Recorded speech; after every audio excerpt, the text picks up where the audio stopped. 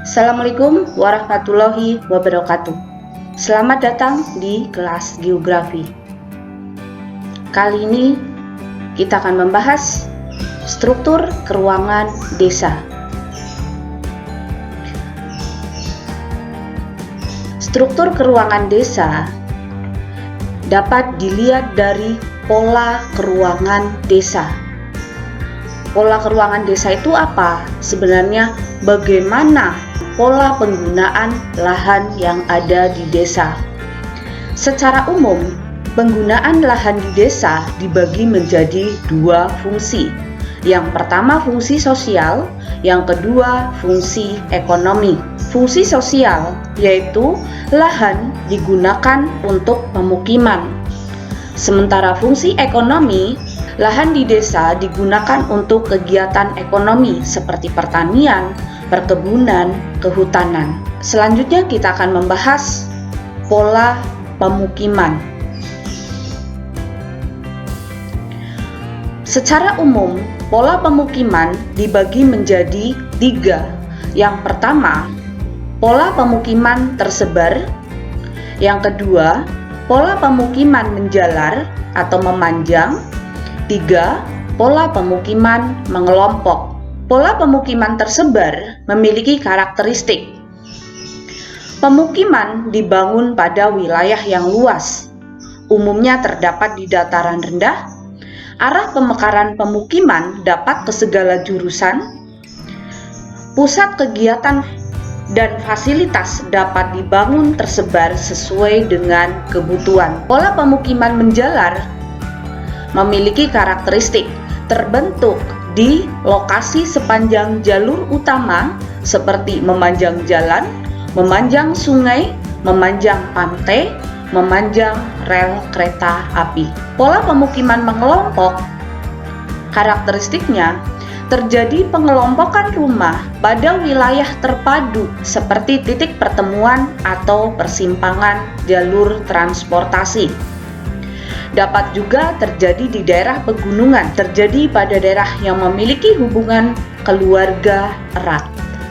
Dalam pola pemukiman, kita akan membahas bentuk desa, tipe desa, dan pola desa. Bentuk desa menurut Daljuni dibagi menjadi 4. Yang pertama, desa pantai. Yang kedua, desa terpusat. Yang ketiga, desa linear dataran rendah. Dan desa mengelilingi fasilitas tertentu. Kemudian tipe desa menurut Paul Landis terdiri dari yang pertama, the farm village type. 2, the nebulous farm type. 3, the arranged isolated type. 4, the pure isolated type. Sementara pola desa menurut Bintarto memanjang jalan, memanjang sungai, radial, tersebar, memanjang pantai, dan sejajar rel kereta api. Kita bahas satu persatu. Kita mulai dari bentuk desa menurut Daljuni. Yang pertama, ada bentuk desa pantai. Bagaimana desa pantai terbentuk? Desa pantai otomatis ada di tepi laut. Pemukiman penduduk, jadi ini ilustrasinya, pemukiman penduduk memanjang mengikuti pantai. Kemudian, ini nomor 2, arah perkembangan pemukiman. Jika di sini sudah padat, maka arah perkembangan pemukiman sebelah menyebelah mengikuti laut. Industri kecil dibangun di sekitar pemukiman utama. Jika pada suatu ketika desa pantai ini terus berkembang tanpa direncanakan, maka bisa bertemu dengan desa pantai lainnya. Jadi ini keterangannya. 1, daerah pemukiman penduduk. 2, ini anak panahnya, arah perkembangan pemukiman. ketiga industri kecil.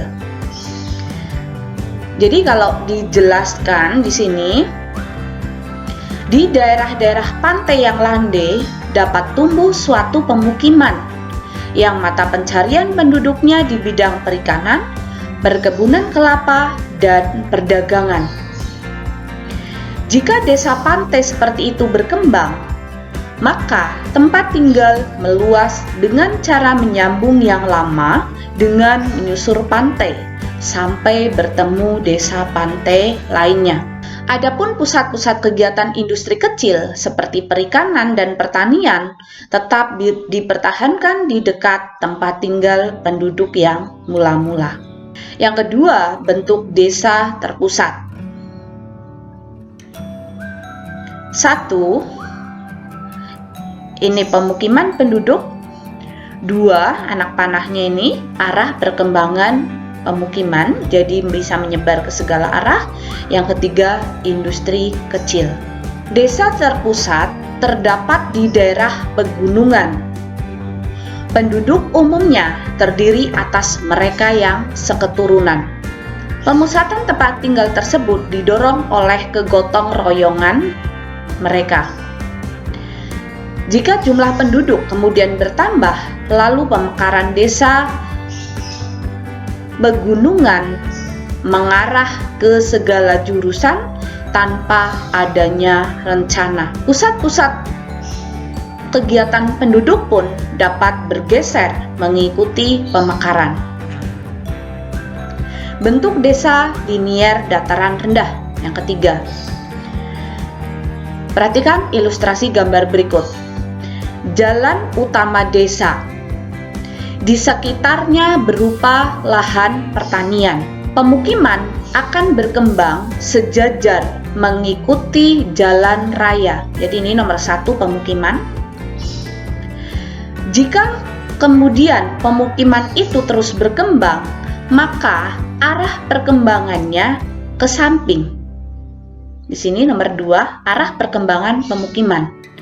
Jika di sepanjang jalan raya sudah padat, ada kalanya pemekaran ke arah pedalaman. Kemudian di sini industri kecil. Jika di pedalaman sudah berkembang pemukiman, maka untuk menjangkau jalan utama desa itu kesulitan. Sehingga desa ini bisa menjadi pemukiman yang ada di pedalaman di sini bisa menjadi terpencil.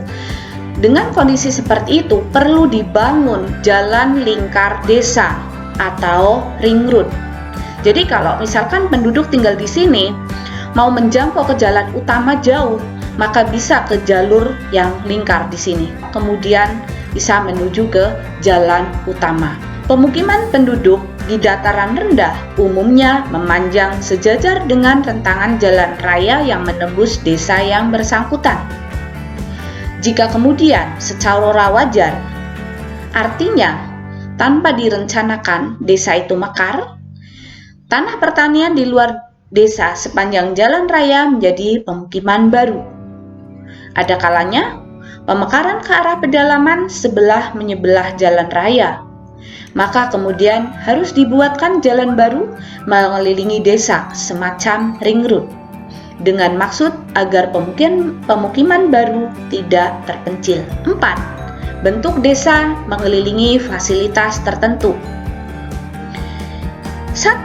Fasilitas yang sudah ada. Fasilitas di sini bisa berupa sumber mata air, waduk, bandara, kampus perguruan tinggi, dan sebagainya.